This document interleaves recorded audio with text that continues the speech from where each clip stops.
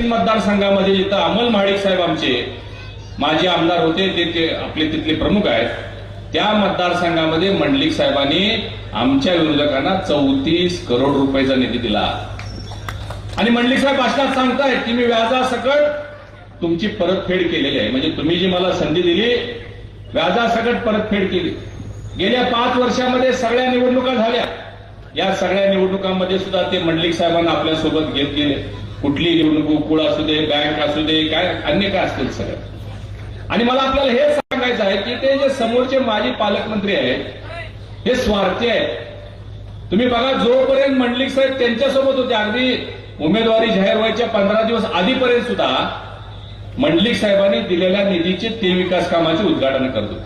तोपर्यंत मंडलिक साहेब एकदम चांगले होते, एकदम कर्तबगार होते. ज्या दिवशी त्यांची इकडनं उमेदवारी जाहीर झाली त्या दिवशी मंडलिक साहेब निष्क्रिय झाले. लगेच निष्क्रिय म्हणायला सुरुवात केली.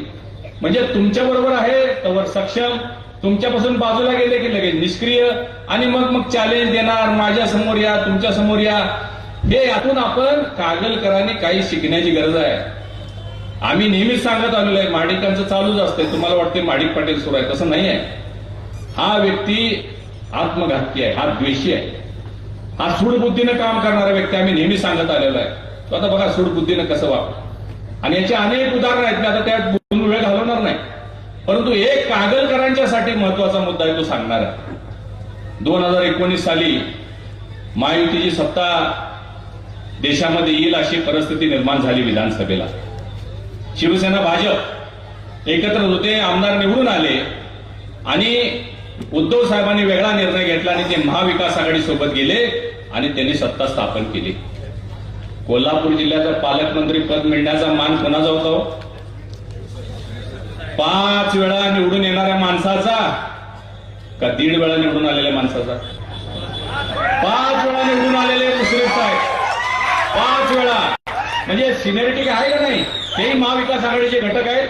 महाविकास आघाडीचे प्रमुख घटक, प्रमुख भाऊ म्हणून राष्ट्रवादी त्या पक्षामध्ये, त्या संघटनेमध्ये, त्या महाविकास आघाडीमध्ये असताना मुश्रीफ साहेबांना पालकमंत्रीपद मिळू नये म्हणून त्यांनी काय काय खटाटोप केलं ते मला माहिती आहे.